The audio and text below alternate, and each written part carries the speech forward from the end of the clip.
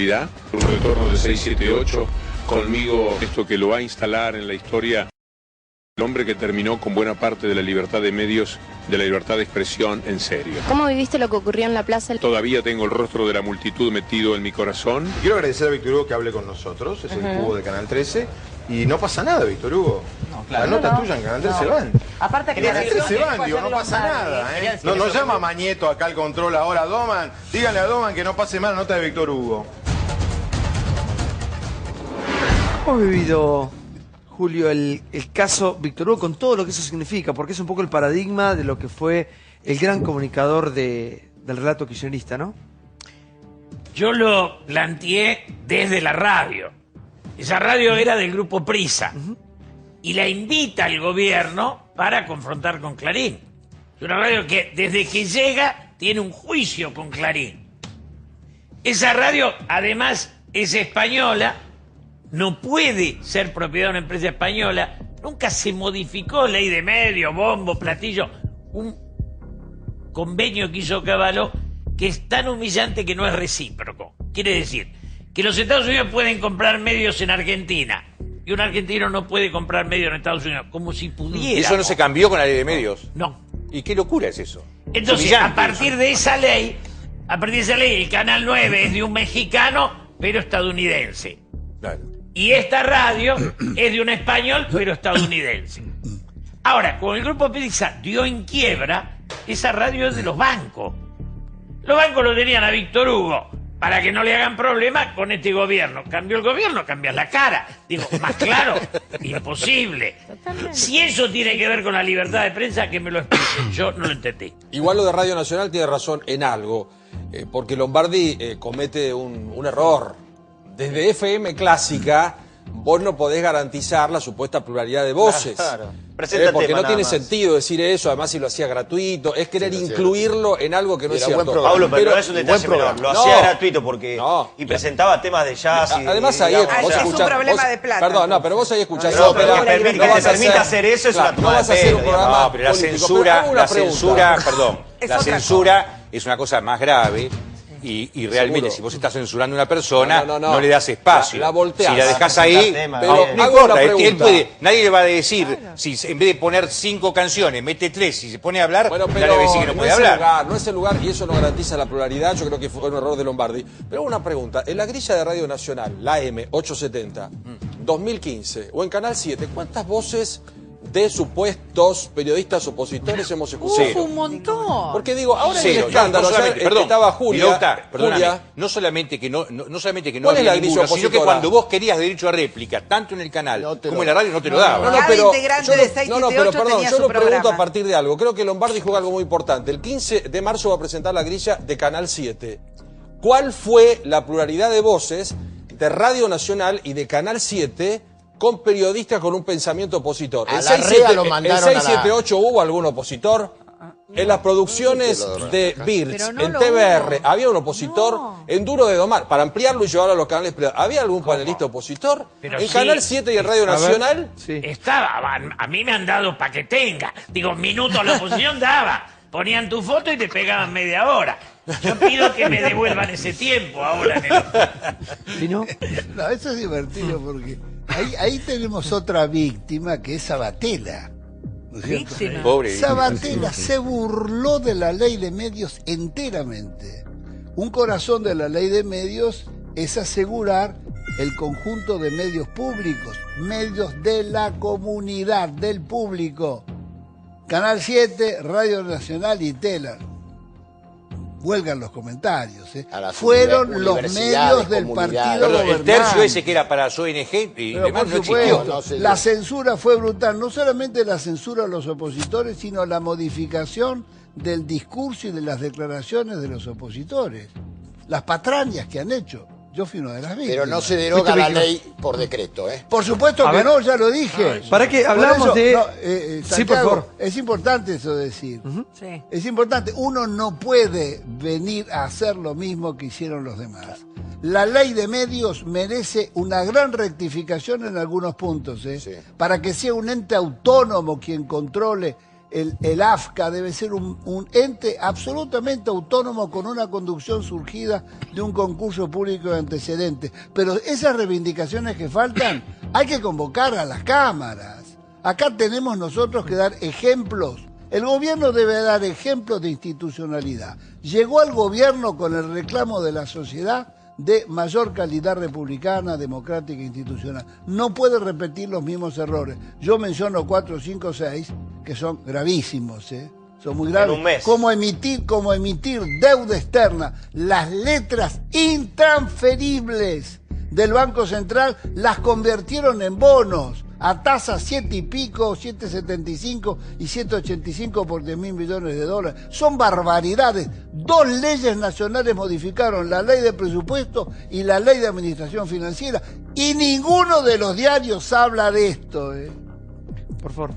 No, 2 cosas, Santiago. La primera, llevamos menos de 40 días de este gobierno. Entonces, ¿qué podemos hacer? Podemos ir a los antecedentes. ¿Qué antecedente podemos buscar? El del sistema de medios públicos de la ciudad de Buenos Aires, por ejemplo. Yo les aseguro que la pluralidad de voces en la radio de la ciudad es infinitamente mayor a la pluralidad de voces, por ejemplo, en Radio Nacional o en la televisión pública durante el kirchnerismo. Por otro lado, también lo que yo plantearía es lo siguiente. Nosotros estamos hablando del caso de Víctor Hugo y diciendo si se atenta o no contra la libertad de expresión. Bueno, los mismos que hoy se rasgan las vestiduras, yo no los veía muy preocupados cuando a Juan Micheli lo echaban de la televisión pública por criticar a dirigentes del oficialismo. No lo criticó, le hizo una pregunta. Bueno, más a mi favor, lo que quiero decir es... Fue gravísimo. A mí me rajaron de la cooperativa porque no era kirchnerista. No, exactamente. Entonces, los que hoy critican supuestamente la injerencia del Estado en un medio que además es privado, no sé qué hacían en estos casos que mencionábamos. A ver, un minuto, porque se habla mucho de qué va a pasar con las voces opositoras y ayer volvió a la televisión nada más y nada menos que Navarro y esto fue lo que pasó, mirá. Navarro en llamas. Duro editorial del periodista contra el gobierno de Mauricio Macri. ¿Peligra tu trabajo? Hace 5 semanas que empezó el gobierno de Mauricio Macri y está muy claro que vino a cambiar el país de manera radical y de la manera que sea necesaria. Realizó la transferencia de riqueza de los trabajadores al poder económico más grande desde 1976, con la devaluación, con la eliminación de las retenciones a los granos. Nombró por primera vez en la historia a 2 jueces de la Corte Suprema de Justicia por decreto. Derogó la ley de medios por decreto y además hubo represión en las calles. Todas estas medidas forman parte de un plan para beneficiar al sector que realmente representa Cambiemos y el PRO, que es el sector de la clase alta y de la clase media alta. La clase alta y de la clase media alta. Que el ruido y la furia de los noticieros no te confunda. Eso es todo. Lo que vinieron es a transferir riqueza de los trabajadores hacia el poder económico. Los despidos de los empleados públicos tienen que ver con una forma de buscar el desempleo rápidamente para entonces negociar salarios a la baja. Lo primero que dijo el ministro de Trabajo, Jorge Triaca, es que cuando ellos asumen se encuentran con que los salarios de Argentina son los más altos de Latinoamérica. Es fuerte, ¿no? Porque los tipos querían gobernar y resulta que era un país en donde más se ganaba en Latinoamérica. Y después dice, bueno, pero eso no puede ser, porque así no somos competitivos. Y yo sé que los sindicatos van a comprender que tenemos que ser más competitivos. ¿Entendés lo que está diciendo? Está diciendo que los sindicatos van a comprender que hay que bajarte el salario. Hay muchos empleados estatales en Argentina. En Estados Unidos, el 12% de la población es empleado público. En Inglaterra el 11,7%, en Canadá el 9,1%. En Argentina el 8,3%. Argentina está por abajo del promedio. Argentina no tiene un exceso de empleados públicos. Te lo dicen para justificar. Y entonces vos aplaudís. Yo no sé qué se creen. Que le van a bajar los impuestos porque echen empleados públicos. Te están mintiendo. Te están mintiendo. Es una excusa para generar desempleo, para bajar el salario real. Si te convencen de que está bien despedir gente y después te convencen de que está bien despedir periodistas y después te convencen de que está bien meter en cana a Milagro Sala, yo no sé, un día te van a convencer de que el sexo es malo y no coges más. Digo, no le hagas caso a todo lo que te dicen estos tipos. Mientras vos ves cómo siguen a los prófugos y los agarraron una vez, 2 veces, 3 veces, te están tomando por boludo. Lo importante que está pasando es esto. Esto que está pasando en Argentina es grave, es grave. Perdóname, sí, por favor. ¿este es el mismo señor que el día de las elecciones dijo que había ganado Fernández? No, pero sí, ¿Era que estaba mintiendo? A ver, es grave, dijo, lo que está pasando es grave. ¿Es grave a cuántos días? A 40 días, ¿no? De 5 semanas. ¿Del gobierno de Cambiemos? Yo creo que en toda etapa de la historia hay fanáticos. Los fanáticos tienen un rating chiquito. El problema es que ese fanatismo no abarca a la sociedad. Yo escucho el discurso de él y me produce rechazo. Es de un fanático, punto. Creo que nos produce rechazo a la mayoría. Ese discurso es el causante de que Macri haya ganado tranquilo. Con todas las dificultades que tiene la Argentina a votar a la derecha, que te lo decían todos, estos señores hacen que desaparezca la estructura del kirchnerismo que lo supo encontrar. Vos decís que esto fue funcional a Pero Macri, más bien, a Cambiemos. pero el sueño de Macri no es lo de los prófugos, es que siga hablando de gente como este. Pero es una garantía al triunfo, Alexis. Y no se ríe. Sí. No, tiene razón, Julio, tiene razón. Por eso hay que manejarse con más inteligencia. De ninguna manera podemos nosotros hacer olvido de todos los hechos atroces que han pasado en estos años, con la impunidad con que se han manejado, la censura, las modificaciones. Yo he sido una de las víctimas. En todos mis documentales dejaron de pasarse ninguno, Canal Encuentro, lo que sea. En ninguno de los medios públicos yo fui borrado. Porque no sos peronista, era por eso. No, porque no estás ni con unos ni con otros, estás en una situación, en una tierra de nadie muy embromada. Porque lo que no apoyaste uno, no apoyaste al otro, chao, tenés que mudarte de país, cambiarte de calle. Hay una diferencia que no es menor y lo digo bien. Digo, puede gustarte más o menos Roberto Navarro, pero trabaja en una empresa.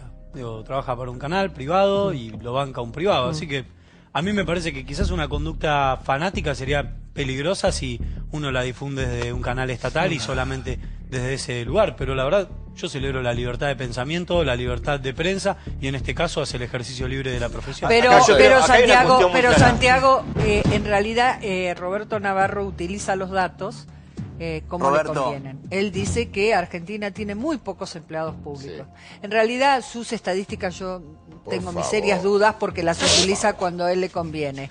Pero más allá vamos a suponer que tiene razón. El problema no es la cantidad de empleados públicos, el problema es la calidad. El problema es que los empleados públicos den servicio a la gente, sean eficientes. Lo que hoy no se puede justificar es que haya ñoquis.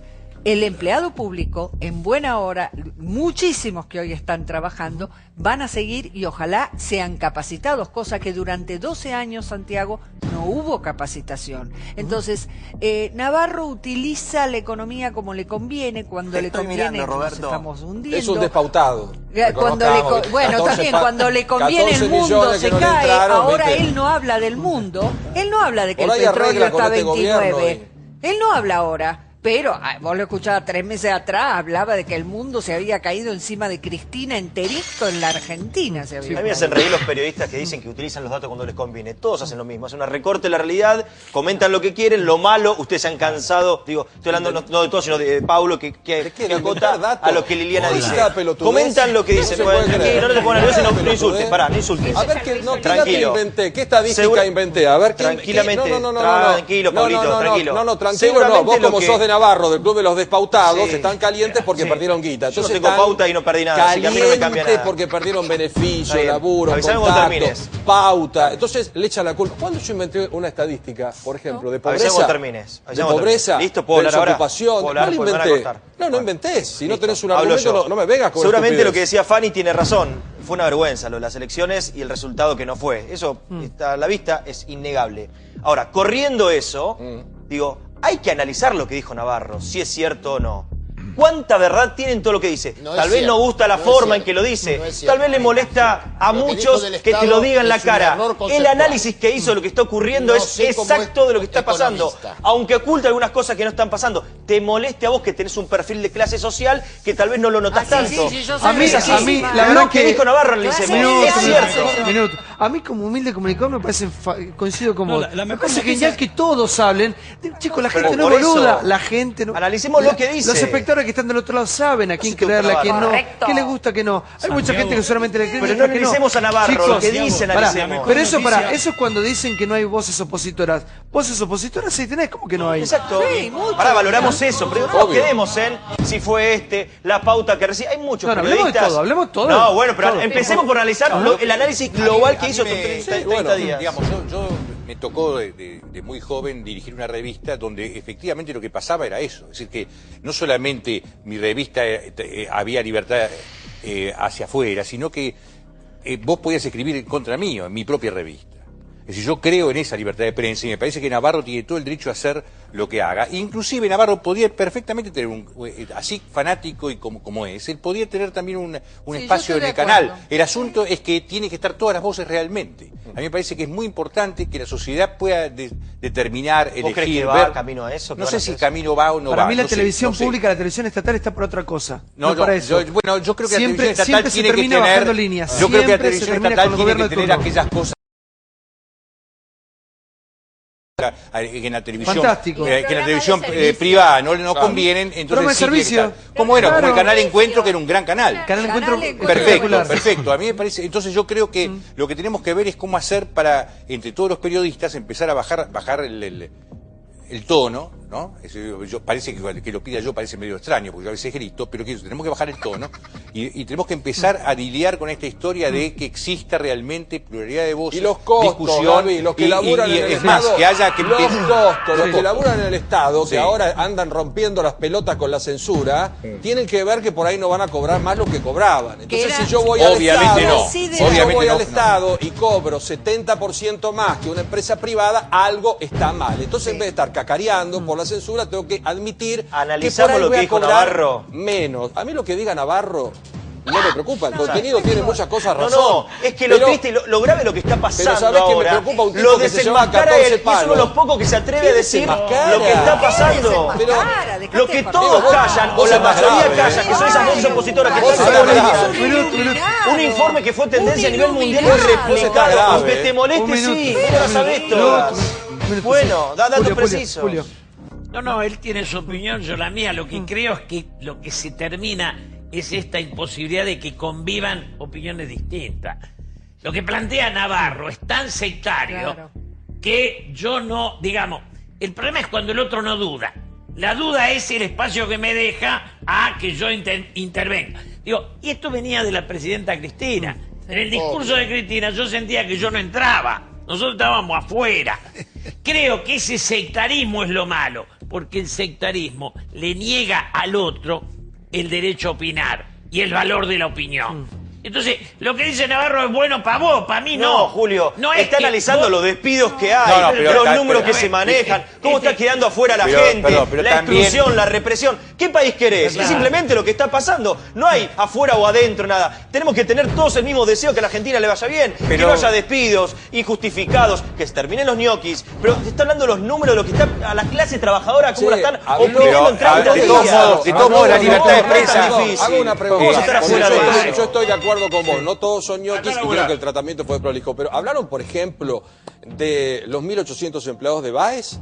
El señor Navarro, por ejemplo, habló de los empleados, de CN23, habló de lo que le sobran a Alicia, habló de lo que le sobran a Alicia, que tuvo que venir a casa del gobierno a pedir dinero, habló de los 1.500 empleados que tiene Radio Nacional, habló de eso.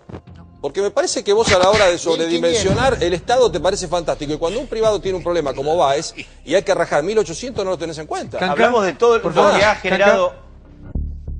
Yo creo que este tema no lo podemos centrar en Navarro, más allá de que podemos hacer de lo que nos centramos fue en el programa de Navarro, al gobierno que puede gustar a algunos, a otros puede ser objetivo o no objetivo. Acá lo central es que efectivamente a 40 días del gobierno de Macri hay una situación que nos permite a muchos decir tomamos distancia, no cometamos el error de volver a una Argentina para pocos, a una Argentina que hay desocupación, una Argentina que vuelve a pactar con los organismos internacionales, una Argentina que obviamente prioriza cosas que van en detrimento del conjunto del pueblo. Nosotros seguimos defendiendo a los sectores en su mayor amplitud y yo te digo, prefiero darle un subsidio o un empleo a un hombre de mi pueblo mientras el Estado funciona y la realidad no se perturba y no generar expulsión en un Estado que no te da respuesta. ¿César? A mí hay una cosa que me parece que es una buena noticia, Santiago, que es que por lo pronto hoy no existe un canal en el que se investiga qué hizo Navarro en la dictadura, qué hizo Navarro en los 90, qué dijo Navarro hace 5 minutos, qué dijo Navarro hace 15 minutos. Hoy por lo pronto, digo, hay un montón de cambios que también se dan por omisión, que es básicamente no existe un archivo que revise qué es lo que están diciendo periodistas que quizás no opinan o no coinciden con el gobierno nacional. Vamos a, por favor, vamos a algunas imágenes que tienen que ver con la reaparición nuevamente pública de Cristina Fernández de Kirchner y cómo se va a reorganizar de alguna manera el kirchnerismo para ver quién se queda finalmente con el poder del peronismo. A ver, reapareció Cristina, mirá. Pese a que a mí no me defiendan algunos dirigentes sindicales, defiendan con tanta fuerza a sus trabajadores y representados como lo hicieron durante nuestros gobiernos. El 25 de mayo dijiste, yo les voy a recordar. Yo les voy a recordar que los defiendan como los defendieron, y muy bien defendidos, durante nuestro gobierno, en donde hasta hace un año se reclamaba por el impuesto a las ganancias y ahora van a tener que pelear por conservar los puestos de trabajo. Mucha fuerza a los dirigentes sindicales y bueno, y si no dan resultado los dirigentes sindicales, se sabe que cada uno está empoderado para defender sus derechos, porque lo que no sepas defender vos, no te lo va a defender nadie. No hay nadie que sustituya tu propia fuerza para defender lo que te ganaste en la historia, lo que te ganaste con tu trabajo, con tu familia. Tenés que defender vos. Esto es parte del crecimiento de la democracia. ¿Te despidieron? Es parte del crecimiento de la democracia. No tenemos que buscar más paternalismo ni sustitutos que nos defiendan. Tenemos que defender nosotros nuestras propias conquistas y nuestras propias... ¡Gracias, Cris! Bueno, Cristina que sigue hablando públicamente, la verdad que la gente la encuentra en la calle y sigue dando su punto de vista con respecto a lo que son algunas cuestiones. Si no te defendés vos, no te defiende nadie, dijo Cristina, sí. No, creo que, escuchando todo esto, uno se da cuenta la necesidad que hay de que realmente se ponga en vigencia una ley de medios verdaderamente democratizada. Lo que no hizo Sabatella fue otorgar todas las licencias y ese tercio de licencias a entidades comunitarias o de bien público. Acá no se multiplicaron las voces y se sigue confundiendo gobierno con Estado y partido político. Los medios públicos son del Estado, son del público, no son ni del gobierno ni del partido gobernante. Eso es el espíritu de la ley de medios. Y siendo Cristina directamente, Julio, ¿cómo la ves? Ya en vísperas de su lanzamiento como líder opositora, ¿no?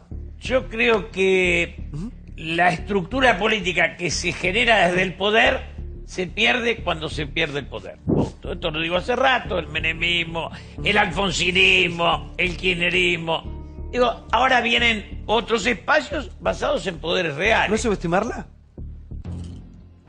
Si querés, sí. ¿Y? No, si le erro.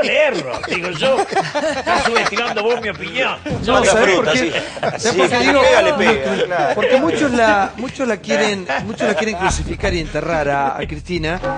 Y Cristina sigue manteniendo tanto poder y cuanto muchos caciques se siguen peleando, me parece que ella está ganando. Ella está preparando su vuelta. Ahora se le ha pegado a alguien a Cristina. ¿Quién nada más y nada menos que quién? Daniel Scioli. Daniel Scioli hoy salió en Twitter a culpar prácticamente al gobierno de Macri y reivindicando por ende las políticas que se llevaban a cabo. ¿Pero qué les une el espanto? No, es que Daniel Scioli, algunos analizan que no va a poder volver al peronismo, digamos, él le fue de alguna manera traidor al peronismo tradicional. Los gobernadores no lo están teniendo en cuenta. Entonces, para poder seguir teniendo poder, él se abraza más a Cristina Kirchner como una forma de dar la disputa que se va a venir fuerte, que se va durante la campaña, en definitiva, en la campaña él apostó por Cristina Kirchner. Eso sí, está claro. Ahora, la duda era, una vez perdido, ¿qué iba a hacer él? Y claramente él sigue dando mensajes de adhesión al kirchnerismo, de ser el más kirchnerista, más cristinista de la tierra, porque del peronismo, el peronismo de los gobernadores o el peronismo, si querés, tradicional, no lo estarían recibiendo con los brazos abiertos. Un gran problema de Scioli es que no tiene territorio. La territorialidad para un líder, un dirigente político es clave. Y él, a diferencia de los gobernadores, no tiene nada detrás. Entonces, está claro que se tiene que pegar aunque sea Cristina Kirchner. Bueno, reaparece públicamente Daniel Scioli, reaparece Cristina. ¿Y qué va a pasar con la interna del PJ? A ver, ¿tenemos los tweets de Daniel Scioli? Sí. A ver qué dijo, por favor. Feliz regreso de tus merecidas vacaciones, Jorge Rial, viendo tu programa, comparto la preocupación por la mala temporada teatral. Continúa. Claro, bueno. En los puntos turísticos producto del ajuste en la economía. Claro, le tuiteé a Jorge Rial con respecto a lo que es la baja temporada en Mar del Plata, que de hecho repuntó este fin de semana. Sí, lo atribuye al ajuste de Macri. La primera quincena fue malísima en la temporada argentina. Pero, la peor de los últimos 10 años. Sí, pero Migraciones marca casualidad, que han viajado 2,5 millones de argentinos a Brasil y la mejor temporada en Uruguay. Si en la Argentina tampoco somos pensantes y vemos que al lado devaluaron y que 100 dólares eran 200 reales y ahora 100 dólares son 400 reales y acá nos afanamos con los precios... Pablo, pero temporada que vale. Yesa. La verdad que en los últimos... El hombre de Pinamar, sí. En los últimos 4 años tuvimos un gobierno nacional que subsidió a los ricos para que viajen en avión y les devolvió las ganancias a fin de año, digo, con el sistema AFIP. Devaluó a Brasil, devaluó a Uruguay, Argentina no, y le echan la culpa a Mauricio, pero son unos hipócritas, con viajes a Brasil en 24 cuotas sin interés. Exactamente, eso es lo que yo quería igual aportar, ustedes, que toda esa gente se fue en intendente, perdón, Los- ustedes los ajustaron destinos- también. O los sea, todo destinos- eso sí, también ustedes metieron un ajustecito Los importante. los destinos nacionales, seguramente tenemos que hacer una autocrítica, no solo por la cuestión del valor, sino para mejorar nuestra capacidad de prestación de servicios turísticos. No obstante lo cual, Pinamar, Gesell, Partido de la Costa, Madariaga, Mar del Plata, este año se bajó casi en un 73% la estadística delictiva. La verdad que venimos haciendo todo un esfuerzo y hay un montón de cimbronazos que no hubo, en aras de lo que antes señalaba Julio respecto a las fracturas entre el cambio de un estado a otro, pero la verdad que nosotros estamos recontra contentos y la gente los está esperando a todos los argentinos con los brazos abiertos. No me preocupa tanto los que se fueron a Brasil como los que no se fueron de vacaciones. Los que no se fueron de vacaciones seguro tiene que ver más con la especulación económica que se generó con un gobierno que se fue, que la verdad nos dejó medio patas para arriba y ante una situación no sabíamos cuántos dólares había en la Argentina prácticamente ni cuánto valía el dólar. Entonces, la verdad que esos no son datos menores a la hora de tomar decisiones importantes. Sí, ahora, Julio, se habla mucho de herencia en estas últimas semanas. El gobierno de Cambiemos todo el tiempo habla de la herencia. ¿Se le puede hacer cargo de muchas cuestiones al gobierno de Macri con tan pocos días de gobierno? Por ejemplo esta, ¿no? Que la temporada no sea del todo buena. No, yo creo que hay que dar un tiempo, siempre sea un tiempo. Además, el tiempo lo da la sociedad. Cuando subió Néstor Kirchner, subió con muy pocos votos. Y a los 4 meses, sin grandes gestos, el consenso era muy grande. O sea, la sociedad hoy necesita que apostemos al que llegó. Después el que llegó se hará cargo de sus responsabilidades. Pero me parece que hay que darle un tiempo y esa es la obligación. Sí. Uno de los puntos que se señalaba sobre lo que decía Scioli, es cierto, mucho turismo al exterior fue básicamente comprado y pagado con 12 cuotas, porque si hubieran tenido que irse al exterior, más allá de la devaluación, pagando $1 de 13 o casi 14 pesos, también te hubiera costado más. Este punto quería aclararlo. Ahora, también el otro punto respecto a si hay que darle tiempo a un gobierno o no. Yo veo los ánimos, Julio, tan crispados, que es la primera vez con los años que tengo de ver transiciones que no se dan esos famosos 100 días. Está bien que el gobierno de Macri cometió algunas torpezas por ser generosa, increíbles, ¿no? Realmente no se entiende lo de la Corte, no se entiende anular una ley por decreto, pero no se están dando esos 100 días. Y yo me pregunto, ¿no debiera el macrismo tener que convocar a todas las fuerzas, incluso el kirchnerismo, para ver de ponerse de acuerdo? Hecho, está pateando este acuerdo social que estaba previsto para Febrero, ahora, ¿no? no para Y enero, no- y no y se tiene ha- lugar con los empresarios, con los trabajadores, Pero no se porque está bueno, dando. no tendrán los números suficientes para ponerse ya a cerrar algunas cuestiones, por esto del INDEC que se va a demorar 8 meses, pero la realidad es que bueno, que pasa esto, el macrismo apostó al shock en la política, ¿no? Dijo la gradualidad por la economía y nos viene bien, y con el shock en la política, bueno, apuró los tiempos también de la oposición para salir a escena. Con el cuidado que no aprovechar- sea un espejo a la inversa de Cristina. No, a ver, seamos claros en algo. Un gobierno necesita 100 días, 120, 150, 180, 365, 700, para ver cambios en cuestiones estructurales que tienen que ver con bajar el índice de la pobreza, la desocupación. Cuestiones muy generales que no lo vas a lograr en un mes. No va a bajar el índice delictivo, como decía Yesa, tanto un 70% en un mes. Eso no lo va a lograr. Para eso se necesita un tiempo y un plan de acción. Pero acá, en 30 días, podés ver claramente cuál es el tipo de gobierno que querés. Los despidos con una virome en 2 minutos los haces. El ajuste con 2 minutos los haces. De gobernar por decreto en 2 minutos lo haces. Entonces, no tenemos que esperar 100 días para protestar si ponen a 2 jueces por decreto. O no tenemos que esperar 100 días si echaron a 300 tipos de una empresa aérea, o si echaron a 2000 de una fábrica, o si echaron a esto. Para eso no hace falta esperar 100 días. Para repudiar acciones como esa no hace falta. Sí, un cambio estructural, yo lo digo como intendente, entiendo que muchas veces quizás, y todos tenemos nuestros microclimas, los intendentes tenemos el nuestro, en el ámbito periodístico se tendrá el propio, pero la verdad hay un cambio que no es menor en la Argentina, que antes lo señalaba Julio, bien, coincidiendo en esa línea, que es, se recupera en el caso de la provincia de Buenos Aires, donde vive el 40% de los argentinos, la institucionalidad de la gobernadora en su relación con los municipios, con los intendentes. Me cansé de ver colegas, intendentes de distintos partidos políticos, que ahora hay un intendente que no quiere aceptar 2 hospitales porque ahora no le alcanza la plata, porque no le llegan más los ATN para administrarlos. Es decir, tenían un compromiso y un nivel de simbiosis tan alto con el gobierno nacional que no se ocuparon por gestionar. Y eso ahora, con esta gobernadora que va a poner lo que tiene que poner arriba de la mesa, con un montón de intendentes que la vamos a acompañar en este proceso de cambio. Pero en Argentina sí se están dando cambios estructurales. No siempre tienen que ver con Milagro Sala. ¿Milagro Sala presa política? ¿Estás a favor de que esté presa? La verdad, no conozco el caso. La verdad que no conozco el caso. A ver, un minuto, porque hoy hablamos de él, ¿no? Lo teníamos a los tweets de Daniel Scioli, súper enfrentado públicamente a través de su cuenta de Twitter y algunas declaraciones también, a la figura del presidente de la Nación, de Mauricio Macri. ¿Cuál es el futuro de la vida política de Scioli? Con más fe. Julio. Para mí, ninguno. Ya. Y es balde. Digo, en la estructura de la política es el cargo o el pensamiento. En los casos en que se tuvo el cargo sin pensamiento, te sacan el cargo y te vas a tu casa. Digo, ¿qué querés inventar? Por eso se abraza al kirchnerismo. Pero perdón, fue 2 veces gobernador, Julio, fue 2 veces sí, gobernador. Te digo, ahora fue un balotaje. Ahora fue un balotaje. Tienen esta información. Debo estar participando de reuniones equivocadas. No fuiste al supermercado. Estoy reuniéndome con intendentes, gobernadores, y dicen todo lo contrario de lo que dicen ustedes. Ah, ¿sí? ¿Que Scioli iba a ser el líder? ¿El líder de qué? Del peronismo. Pero lógicamente que Cristina, Scioli, los gobernadores, los intendentes van a liderar el peronismo. Todos vaya a saber, vamos a ver, el peronismo va a resolver las cuestiones de conducción en interna. Nosotros no somos un partido. Nosotros no somos un partidito. Nosotros no somos un partidito que depende de una persona. Nosotros somos un movimiento de 70 años que vamos a resolver las cuestiones democráticamente y vamos a ver quién conduce ahora el peronismo nacional en mayo. Ahora, en mayo. No, pues los manejaban ustedes, muchos de ustedes estaban bajo la pollera. Vamos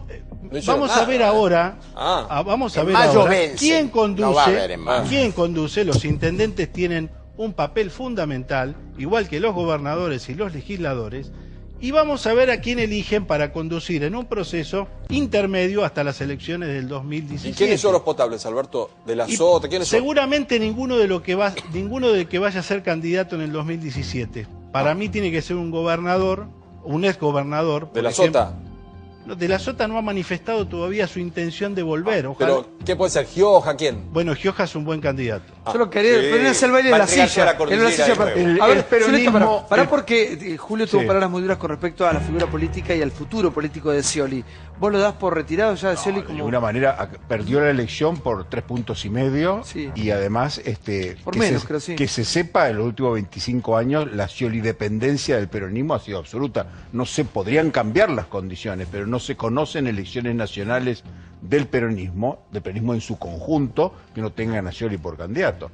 ¿Va a crecer alguien que va a desempeñar ese papel? Pero este Scioli no tan cercano al peronismo, al peronismo más tradicional, ya ¿no? Scioli porque piensa en Urtubey, Scioli tomó una decisión No, Scioli tomó una decisión en la campaña pasada que le costó la presidencia, precisamente. Y no parece... Se aproximó de ser demasiado cerca al sol. Se quemaron algunas plumas. Pero Zuleta no parece estar separándose del kirchnerismo. No tiene por qué. El peronismo no se va a unir. La tradición del peronismo... te pregunto por Scioli. Scioli no está separándose. No, pero la reflexión de Scioli de cualquiera es sobre cómo es la lógica del peronismo. El peronismo suele unirse transitoriamente en las elecciones intermedias. En la elección de las candidaturas de la provincia de Buenos Aires se va a resolver en parte el liderazgo, porque la elección intermedia de la provincia de Buenos Aires va a ser clave. Si el peronismo gana la elección intermedia en la provincia de Buenos Aires, es posible que la gane en todo el país. Pero a Scioli vos lo ves... No sabemos. Como bueno, no Scioli dependencia... No yo indiqué el otro día y se me tiraron todos encima cuando dije que Urtubey era una figura importante. Estábamos aquí en este programa cuando dije, consideren a Urtubey y entonces saltaron todos. Bueno, no fue por eso, porque Urtubey es uno de los... No, la figura que ustedes pero mencionaban... sacaste a un montón, entonces yo te dije, ¿qué hace? ¿Propaganda o análisis? No, dije que el caso de la Sota primero va a tener que volver al peronismo. Ahora no, para chicos, poder... Julio, explícame cómo conviven todos, porque... Claro, parece una bolsa de gatos. Son todos diferentes colegios, como yo decía siempre, no tiene nada que ver. Habrá 7 pedazos y no se va a unir, porque esos 7 pedazos amplían al peronismo. No lo reducen, lo amplían. Cuando perdimos con Alfonsín, se dividió en dos. Por un lado estaba el partido, que eran Remigio y Sadi, y la Renovación, que eran los que estaban afuera. Si normalmente la Renovación tiene más energía que aquellos que perdieron. Creo que lo que se da en torno a Massa, Urtubey y compañía, para mi mirada, tiene más fuerza que lo que se da en torno a Cristina y Scioli. Pero esa es mi visión. Son la renovación. Julio, en el 2003 eso se rompió. En el 2003 hubo un remate. ¿Cuántos peronismos quieren? Uno, Duhalde, Menem, Kirchner, Romero. 7 peronismos. 7 peronismos. Le quitó fuerza al peronismo, le quitó potencia, le quitó capacidad de protagonismo, le quitó capacidad de extorsionar a sus adversarios, de ocupar el poder. No, lo multiplicó por 7. Extorsionar a los adversarios. Sí. Y ese fenómeno hay que tenerlo en cuenta, Zuleta, porque pero ahí, esa es la década pasada. Zuleta, pero ahí metés en esa interna al kirchnerismo también, como parte del peronismo. Todo eso es peronismo. ¿Peronismo qué es? Me preguntarás como me preguntan mis alumnos. Yo te respondo, peronismo es ganar. Ganar, sí, no existe. Peronismo sin poder no existe. Ningún otro compañero. Ahora, claro, el más peronista que tengo acá es este personaje. Yo lo respeto mucho al amigo Enrique, pero es simplificar una trayectoria de 70 años, decir que es ganar nada más. ¿Qué es? Una Boca River, esto ganar. Hicimos cosas mal, hicimos cosas bien, tenemos que hacer un replanteo, una reconstrucción orgánica, un montón de cosas. Es el movimiento no popular. Es ganar, eso que decís, peronismo es ganar solamente. Es una cosa que ya sé a dónde dirige eso. ¿Cuál es su plan? Con todo gobernar respeto, Italia, no. Con todos mis respetos, la cuestión pragmática en este peronismo de esta época es fundamental. Primero que tenemos que ver a ver si el peronismo se da esa reunión realmente, porque hoy por hoy, concretamente, el peronismo hay, perdóname, hay en el macrismo, hay con Massa y había con Cristina. Y la verdad que, de los peronistas hablo, no hablo del proyecto, es legítimo. Entonces hay que ver si realmente vamos a hacer una memoria histórica o una reconstrucción. A ver si Liliana. Sí, realmente yo veo muy difícil hoy la unión, porque además el propio cristinismo o kirchnerismo no se reivindica como peronista, o sea, les cuesta, ¿viste? Bueno, los tenés que se forzar para que te digan peronista. En realidad ellos se reivindican kirchneristas y fíjense que Cristina siempre no mencionaba demasiado al peronismo, porque ellos consideran que han como refundado o mejorado o tomado lo mejor del peronismo. De hecho, Eve de Bonafini, cuando las compara a Cristina y a Eva, dice en una declaración que Cristina con la historia va a ser más importante, más trascendente. Pero hay está confundiendo el Frente para la Victoria con el peronismo. Son dos cosas... Bueno, y si yo estoy hablando del Frente para la Victoria... No, pero no es así. Acá estamos hablando del peronismo, no del Frente para la Victoria. No, perdón. El conductor, si escuchaste, porque parece que tenés un problema con las reuniones. El conductor me preguntó cómo es Cristina. Entonces, yo lo que dije es que el kirchnerismo, el cristinismo, se siente una, si querés, versión superadora del peronismo. Van a tener que convivir. Hay kirchneristas o cristinistas que son peronistas y otros no. Esto es lo que hay que entender. Santiago. Entonces acá estamos discutiendo, los que son peronistas van a discutir dentro del peronismo. O sea, que la cámpora se va a quedar afuera de esa discusión. La cámpora tenés peronistas y otros que no lo son. Es más complejo el tema. El dato clave es que 8 de cada 10 argentinos son independientes. A ver. Y el que va a primar es el que mayor cantidad de independientes atraiga. Si hay una causa que se viene banalizando es el análisis de la cuestión del peronismo. En primer lugar, se confunde el peronismo con la estructura institucional política que es el PJ. Si decimos peronismo, nos tenemos que remitir a los documentos básicos y a las medidas básicas que Juan Domingo Perón hizo en sus 3 presidencias. Ahora, a partir de ahí ha habido una disgregación porque se convirtió el movimiento peronista, que es el 60% de los ciudadanos que votan distintas opciones y dicen yo soy peronista y votan muchas opciones distintas. Acá ha habido un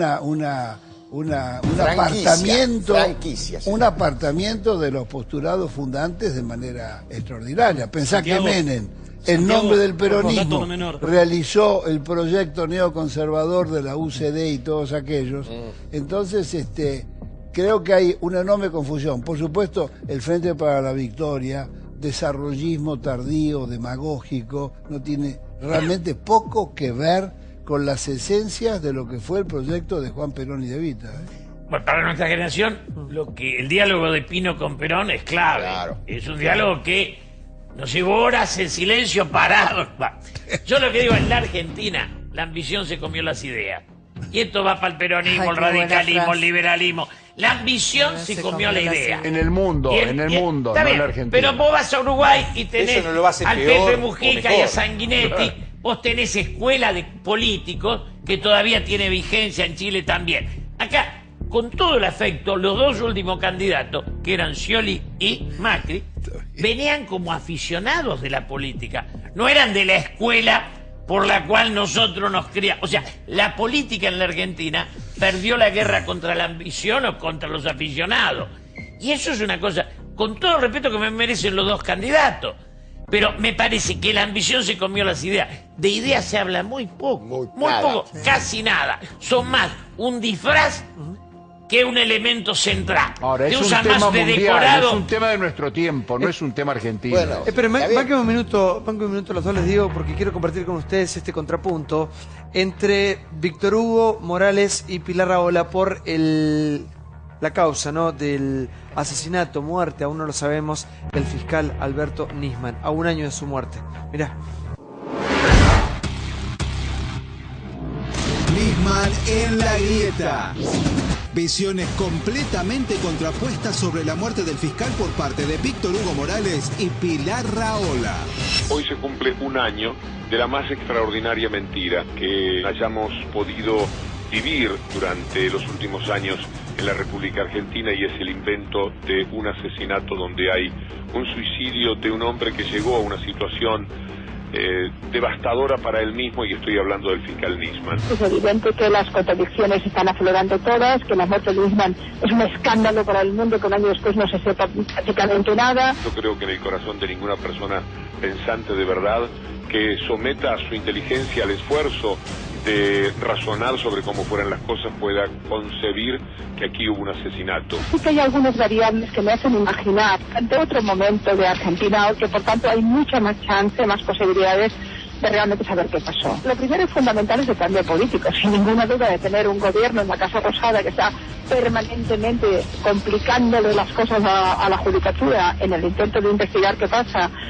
Si se mete la patita del poder político en el poder judicial permanentemente, si hay un estrés y hay una presión política desde mi punto de vista indefendible e impresentable, eso dificulta muchísimo que esto se avance. Nisman se suicida seguramente por la locura de esos días de un hombre que ya venía cometiendo tantas torpezas de traición al cargo que estaba desarrollando, de uso absolutamente indebido y caprichoso de dinero, con cuentas privadas ocultas. Las campañas contra Alberto Nisman, cómo lo han degradado, cómo lo han criminalizado, casi parecía que él fuera victimario más que víctima, ¿no? Era utilizado políticamente por quienes lo querían llevar al Congreso para hacer daño político con aquella denuncia, era tironeado por los medios de comunicación que lo querían usar, era despreciado por los espías sobre los que pretendía basar su denuncia, era fruto de la desesperación en la discusión que había tenido con su familia, con su exmujer.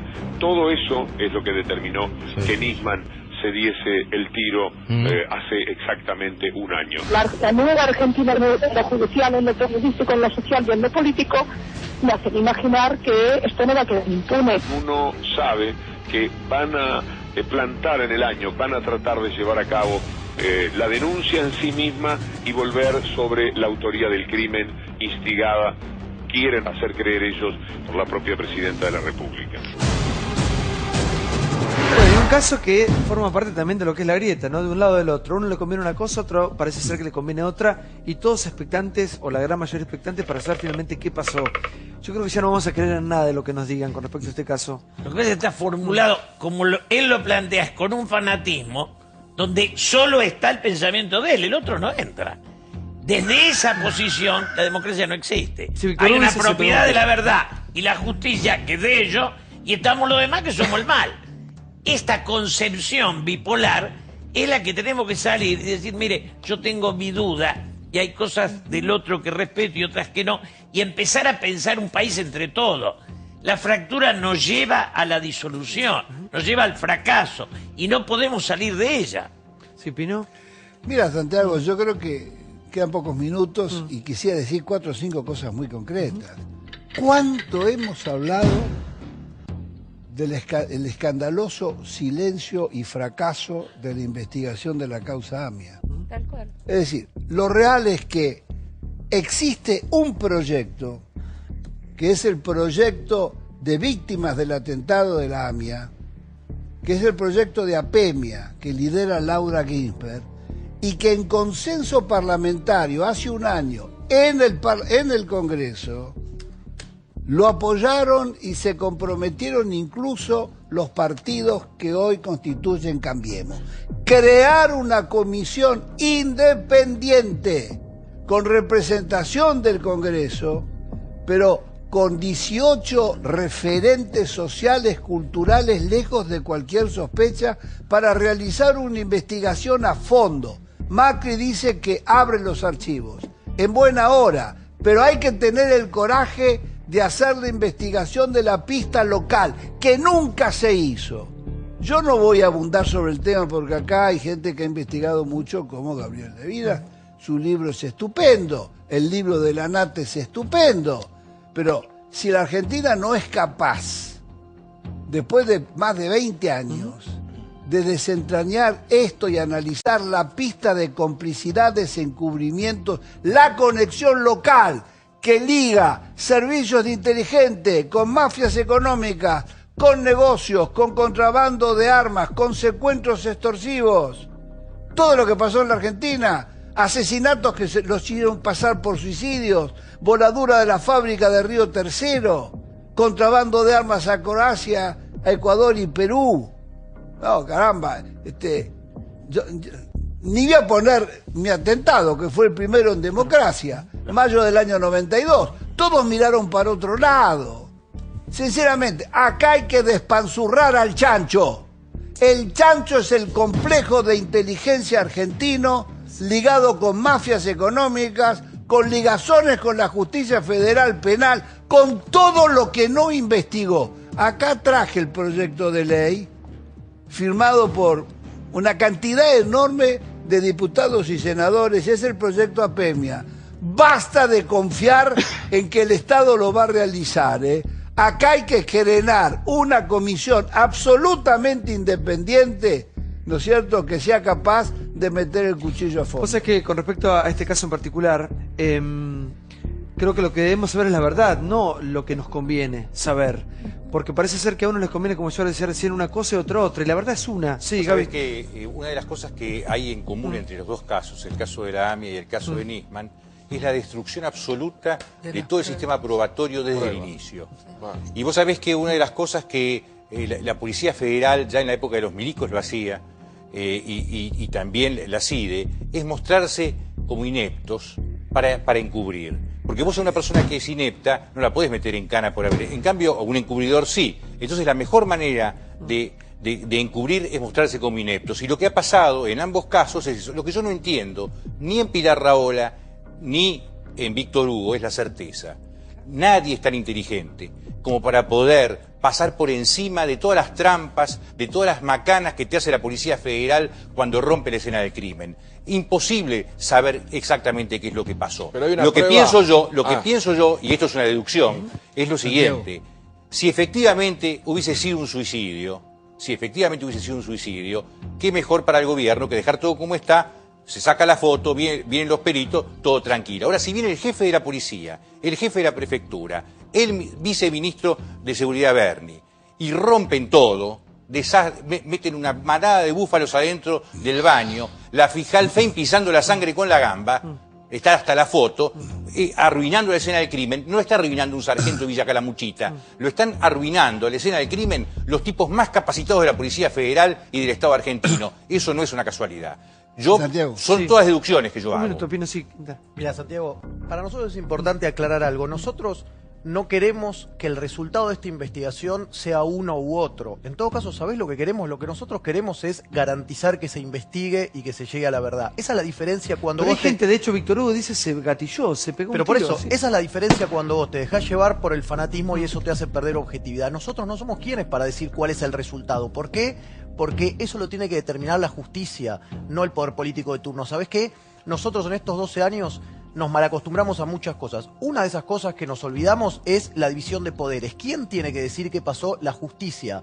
No los medios de comunicación, no la dirigencia política. En consecuencia, ¿qué hay que hacer? Hay que garantizar que la justicia tenga las herramientas para poder investigar. Bueno, eso es lo que nosotros queremos poder asegurar. No, pero claro, cuando yo escucho estas palabras, no, con todo respeto, no te vayas a enojar, me hace acordar a Menem, ¿viste? Cuando había una denuncia, hay que llevar esto a la justicia.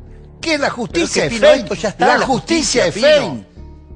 Esa es una caricatura de justicia.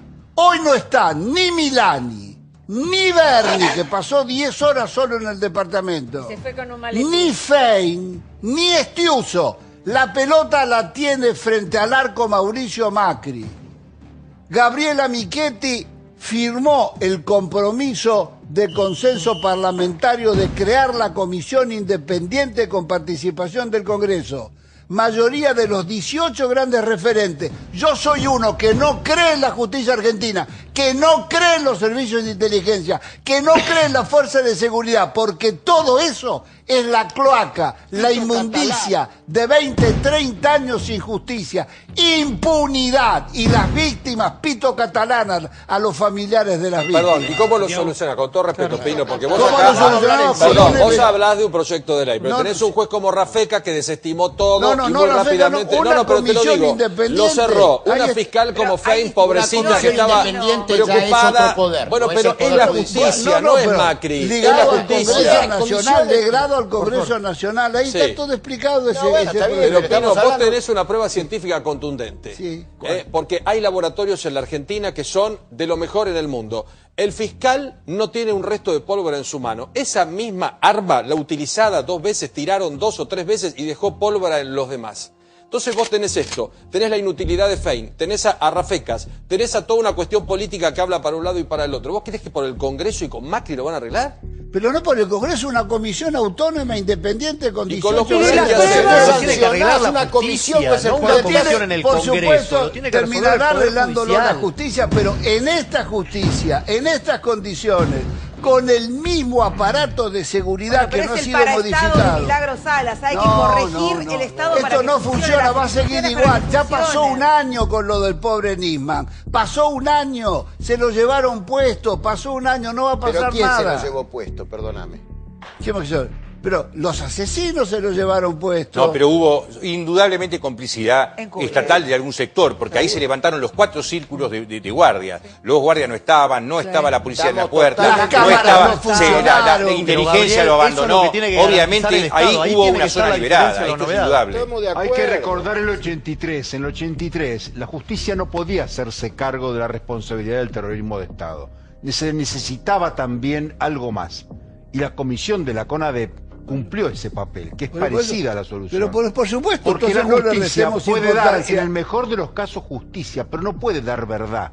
Porque lo que sustancia la justicia son complejas operaciones probatorias, presunciones, una cantidad de métodos que no llegan al fondo. A la justicia, pero la investigación tiene que ser para que actúe después la justicia. Sí, pero eso fue lo que hicimos. Pero hay un problema. Vos para condenar es la responsabilidad. Zuleta, para condenar a alguien vos tenés que tener pruebas concretas, claras y que no ofrezcan dudas.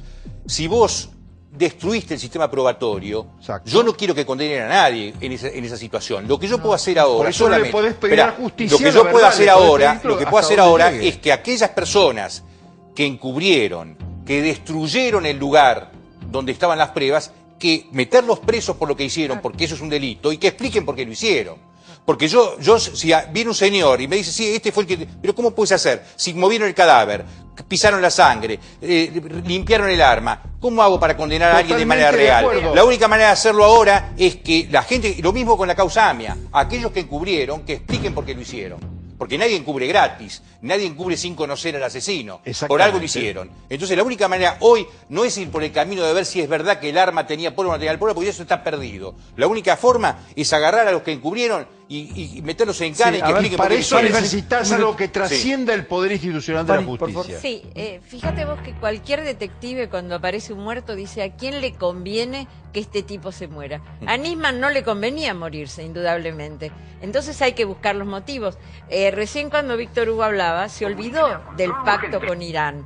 Se olvidó que está la AMIA por detrás de todo esto. Se olvidó que hace muchos años que está investigando el tema de la AMIA. Cuando tenía todo cerradito e iba a hablar para que todo el mundo se enterara de qué es lo que él había investigado, resulta que el tipo decide suicidarse.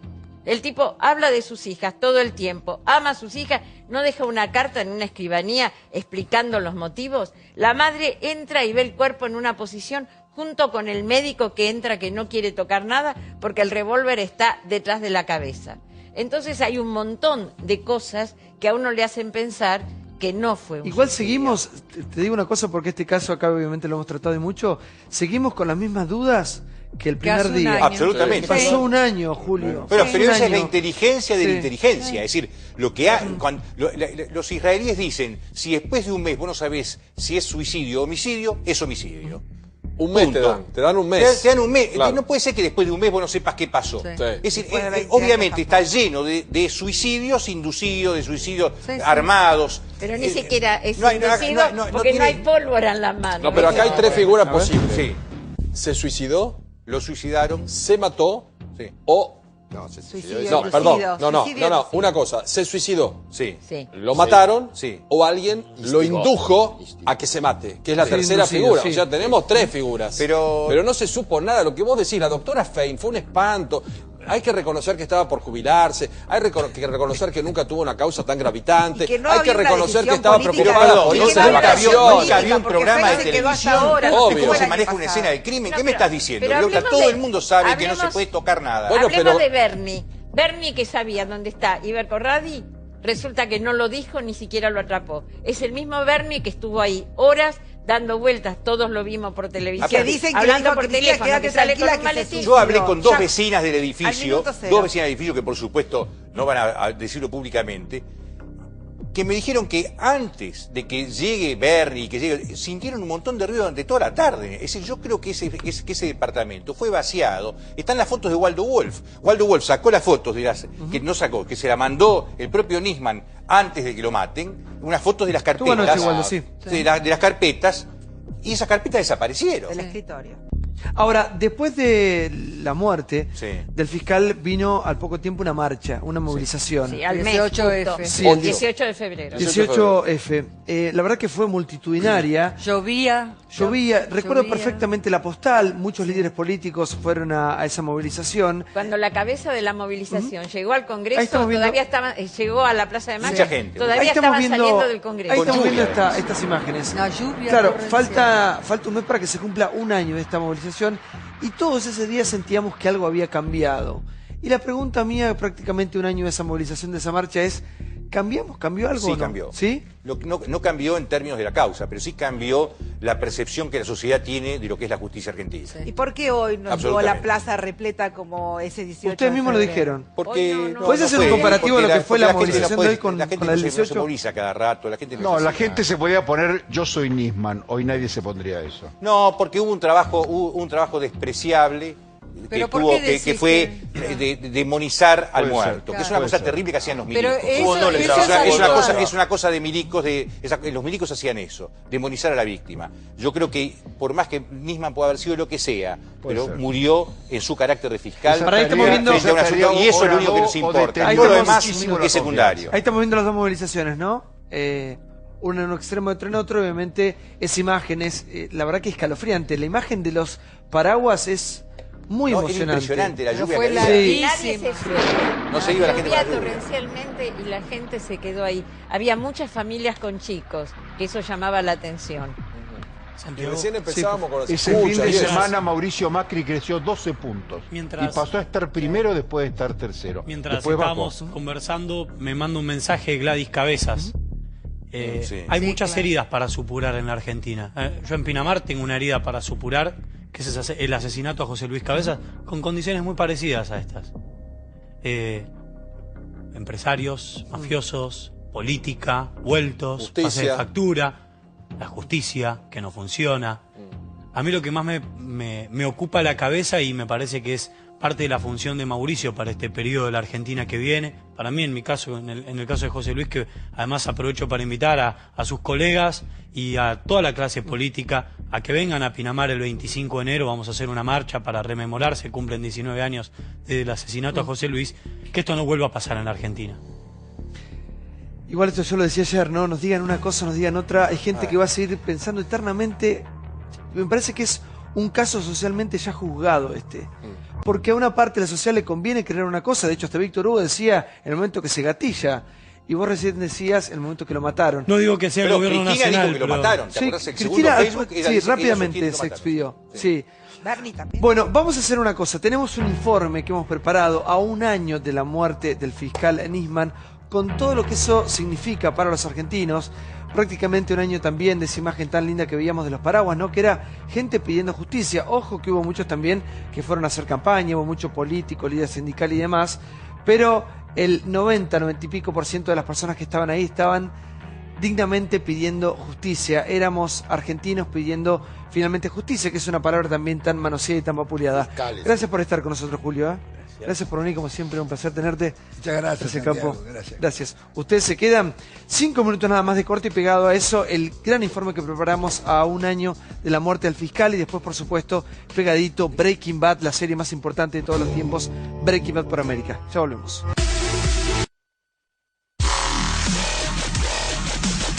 Sin justicia.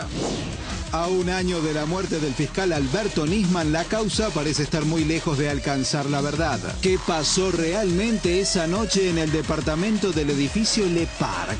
Néstor Kirchner fue quien más ha hecho para el tema del esclarecimiento de este atentado. La presidenta Cristina Fernández de Kirchner es totalmente opuesto. Ha habido una alianza con los terroristas. El fiscal federal Alberto Nisman fue hallado sin vida el domingo por la noche en su departamento del piso 13. Es un día de dolor de toda la sociedad. Queremos saber qué hecho o sector mafioso llevó a Nisman a tomar la determinación que el señor fiscal tomó. Criminalística, cuando usted tiene un cuerpo, tiene un arma y tiene un casquillo, todos los caminos conducen a un suicidio. ¿Usted cree que se puede ver acá? Cuidado, chicos, pero acá. No creen eso.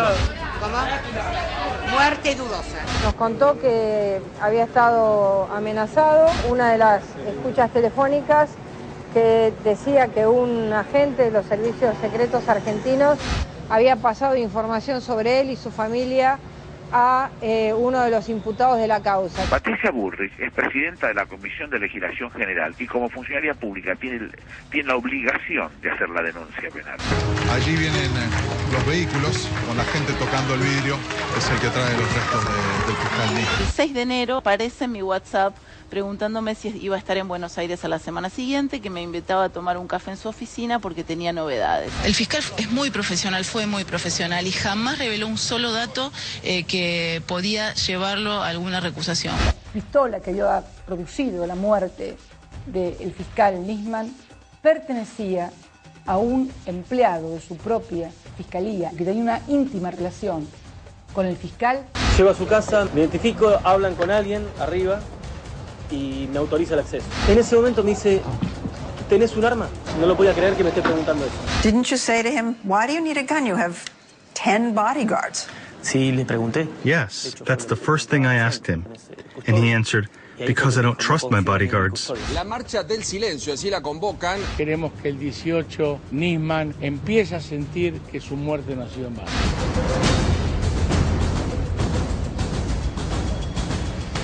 La muerte violenta solo admite 3 hipótesis: accidente, suicidio u homicidio.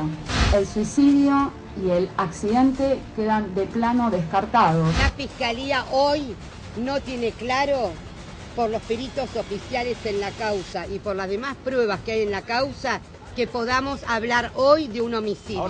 A Nisman lo mataron y su muerte es un magnicidio de proporciones desconocidas. No podemos ni decir que se suicidó ni decir que lo asesinaron. Hay novedades en la investigación por la muerte del fiscal Alberto Nisman. La causa ya no está en manos de la fiscal Fein. Palmagini dijo, desde hoy la causa la voy a tener yo. La jueza lo que quiere saber concretamente es si tiene que ver o no con el servicio de inteligencia. Si esté yo o no esté, me desplacen o yo mañana me canse y decida irme. La prueba va a seguir estando. La prueba va a seguir estando.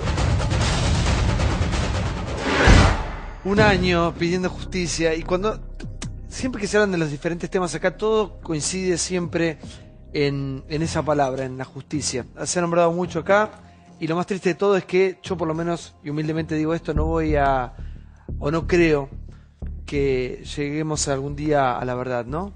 ¿Alguien cree que vamos a conocer algún día, vamos a saber qué pasó? Yo creo que sí. ¿O sí? No, yo no. Yo creo que podemos llegar a saberlo, pero no por la vía de la justicia. Yo creo que alguien se va a quebrar en algún momento. Ojalá. Que no sabemos cómo murió Mariano Moreno todavía. Bueno. Gracias por estar con nosotros. Muchas Aguante gracias, Pinamar, Gracias a todos por haber venido. Muchas gracias. Pásenla lindo, disfruten. Gracias, Alberto. Bueno, gracias a la gente de Liguria, como todas las noches, lindo. Mirá lo que es el saco, el traje de Liguria, buenísimo. Gracias, Relojes Police, espectacular. Y gracias a vos por habernos acompañado. Ahora sí llega Breaking Bad por la pantalla de América. Capítulo imperdible. Este es el final de la tercera temporada. Impresionante. Fíjate lo que es la escena entre Gustavito Frink y el temido y temible Walter White. Breaking Bad al aire. Chau.